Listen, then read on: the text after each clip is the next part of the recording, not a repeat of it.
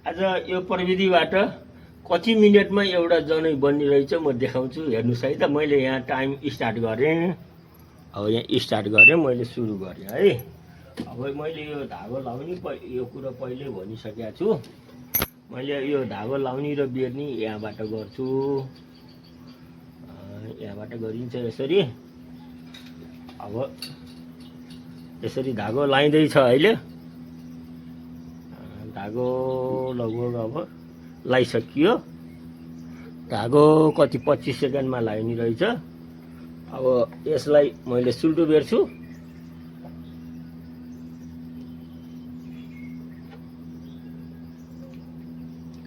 सुल्टो बेर्छु। अब यो यसरी यति झुकिया छ धागो, यो सिधा भइन्जेल बेरिनुपर्छ। यति अब घटाइन्छ यो धागोलाई, एकै नासमा घटाउनुपर्छ सबै धागो। यसरी यो धागो यहाँ देख्नुभएको छ होला। यो धागो अब तन्किँदै गएछ, छोटो हुँदै गएछ। जति बाटिँदै गयो उति छोटो हुँदै जान्छ। यो एउटा जनैमा कमसेकम 4-5 फिट जति छोटिन्छ। यो धागो बाटिँदा बाटिँदा छोटिन्छ। अब यो पहिलो बाटाइ भइसक्यो, सुल्टो बाटाइ भइसक्यो। अब मैले तेब्र्याउने र उल्टो बाटाइमा लैजान्छु। यो तेब्र्याउनमा र उल्टो बाटाइमा लैजान्छु। अहिले तेब्र्याउनमा चाहिँ गइराखेको छ, यता गइराखेको छ। यहाँ देखाइदिनु। यो अहिले तेब्रिँदैछ। अहिले यो यताको धागो, यता बाटी सकिएको धागो एकैचोटि तेब्र्याउने र उल्टो बाट्ने, एन्टी क्लकवाइज बाट्ने गरिन्छ। अब यो तानेर सकिसक्यो। अब तेब्र्याउने बराबर बनाइन्छ। अब यसलाई यो 3टा धागो अब हामीलाई यहाँ यसलाई यता यो धागो छोट्याउने अरू सुविधा हुन्न। अब मैले यसलाई यो धागोको कमसेकम 5 उमल जति मैले घटाउँछु यसको। यो बाटिँदै गएपछि यति घटेपछि यो धागो तेब्र्याएर सकियो। अब तेब्र्याएर सकियो। अब यसलाई फेरि उठाइन्छ, एकैचोटि उठाइन्छ। हामीलाई 2 चोटि उठाउनु पर्थ्यो, पहिला बनाउँदाखेरि 2 चोटि 3 चोटि उठाउनु पर्थ्यो। अब यो प्रविधिमा एकैचोटि उठाइदिन पाइयो। अब यस्तै क्याप्सुल बनाएर राखिन्छ। हातमा बनाउने भए सानो बनाइन्छ। यो मैले साँचोमा बनाउने भएर ठुलोमा बनाएर राखेँ।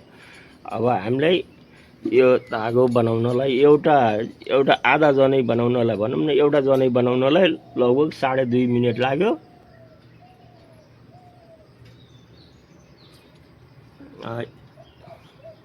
साढे 2 मिनट लाग्यो। यसलाई एकछिन पज गरौँ। Lap time 2 minutes 48.7 seconds. 2.5 minute. हामीले बाहिर धागो तयार गरेर ल्याइयो। यस्तो धागो बनाएर ल्याइन्छ है। अब यसमा बनाउन कति समय लाग्छ म हजुरलाई यहाँ समय स्टार्ट गरेर देखाउँछु। ल, यहाँ बाँधियो। मैले सरर देखाउँदै गएँ। यहाँ यसो याद गर्नु होला। यो हातमा भन्दा धेरै सफा, सजिलो, चाँडो, सबैभन्दा यो सर्काउनलाई यसमा सजिलो हुन्छ। पछि सर्काउनु पर्ने डोरा बराबर बनाउनलाई सर्काउनलाई सजिलो हुन्छ। मैले यहाँ ढिलो गरेर देखाएको छु हजुरहरूलाई, सजिलो होला भनेर। अब हाम्रो यो 3 फन्का भइसक्यो। यसलाई यसरी खोलेर राख्न सकिन्छ एकछिन। अब यहाँ गौमुखी बनाइयो। गौमुखी शिखा बनाइयो। यसलाई सकेसम्म छेउमा बनायो भने फिनिसिङ राम्रो आउँछ। अब यो भन्दा तल सामान्य शिखा पारियो।